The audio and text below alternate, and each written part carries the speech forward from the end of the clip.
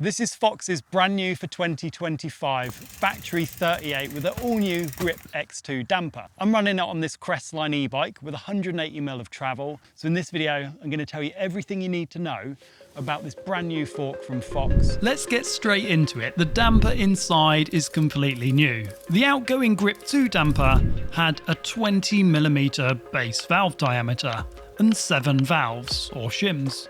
The new GripX2 scales the diameter of the valves up from 20mm to 24mm and increases from 7 valves or shims to 23.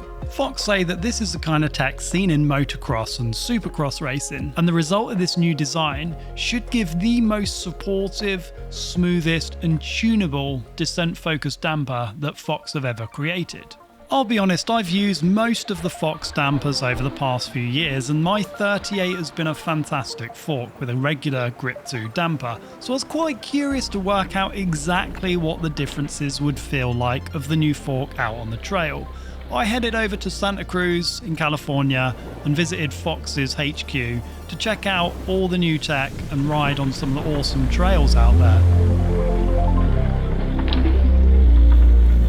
It's probably worth pointing out that there are 3 new dampers that Fox have released. The X2, which is the top-end gravity-focused fork that I'm riding, the GripX, which is a more trail-orientated, and a Grip SL, a super light version for lightweight bikes.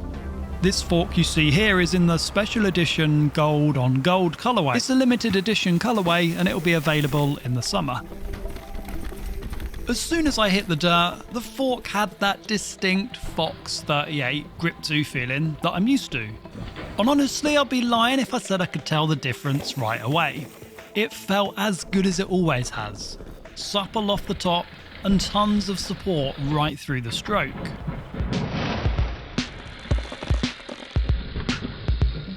I went to Fox's HQ to find out a little bit more about what all of these changes actually mean, and how they might benefit us riders out on the trails. Everything functions the same way the original grip damper did, but there have been other changes that have allowed us to do some things that are pretty cool. We've figured out ways to fit things into a small package that have allowed us to use larger pistons with a lot more valving on it. And while just saying there's more flow or there's more valves, it doesn't really mean a whole lot, but what it allows us to do is tune. When you're operating with 3 or 4 valves, there's not a whole lot you can do to change the damping if somebody wants to go this direction or this direction. But with 20 valves, there's a whole lot you can do as far as changing thicknesses, diameters, things like that. I think it's far more adaptable out of the box. We've kind of figured out some things to do with different pressure variations and different ways of moving oil around. And what this will allow people to do is get things wrong and still have a good performing fork. And if you spend a little bit of time and get it right, you're gonna have a phenomenal product. It was cool to see the Fox Test Lab. They're actually able to record real rides out on real trails and big tracks using data acquisition hardware, and then they can upload those exact rides into the test rigs and simulate the actual ride that happened in real life. And they can simulate it over and over again, tens of thousands of times. I thought that was really cool.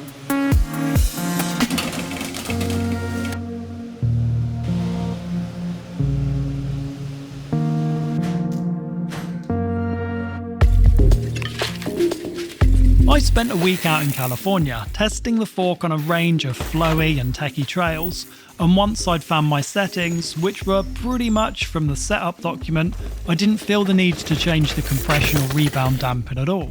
It just worked amazingly well. Fox also say there's less crosstalk between compression and rebound, so when you're adjusting one, it doesn't affect the other. I found the fork had a ton of off-the-top sensitivity, and I did notice it riding slightly higher in the travel on my bike than my well-used Grip2. There was a ton of room on the fork to absorb the bigger hits, and I really appreciated the balance of comfort, sensitivity, stiffness of the fork and the support. My only wish was that they'd make it in a 190mm version. More e-bikes are accepting 190mm forks, and this is still something that is missing in Fox's lineup for 2025.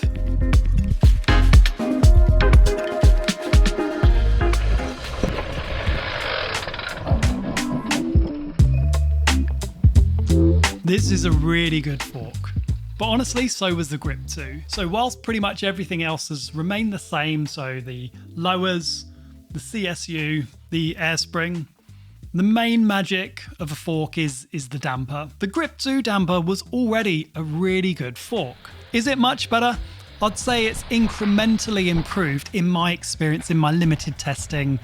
I was over there a few weeks ago, so not had a huge amount of time, and I've not done back to back, but I have been riding it in exactly the same bike that I've ridden for the last year, that I've run a GripX2, a 38 and a 40, and then this GripX2. It's a really good fork. It is, I think, my favourite single crown fork ever. Like, I'll put it out there, if I could choose any single crown fork right now with what's on the market today, this would be the fork that I would put in my enduro bike, e-bike. Any hard charging, kind of big travel bike, this is certainly the fork that I would choose.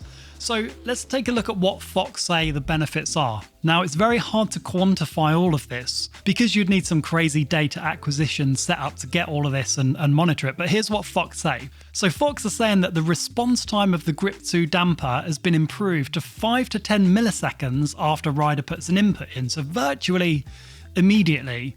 So the damper is reacting really quick to any rider changes, any rider input, which should make it stick to the ground more, give increased traction, increased grip, increased confidence, basically. The base valve is bigger. It's now 24mm instead of 20mm, so it's a 20% increase in size.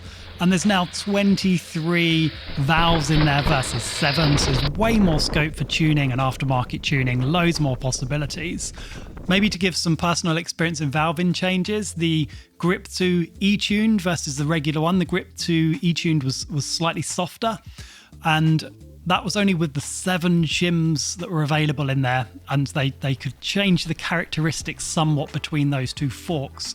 So no doubt with the 23 valves, there's going to be some drastic changes that could be made if riders need to or want to really dial this fork in and tune it. I noticed it rode slightly higher in the travel, and it seemed to recover from G-outs and constant impacts really quick. Not just quicker rebound, but it seems to be completely composed all of the time.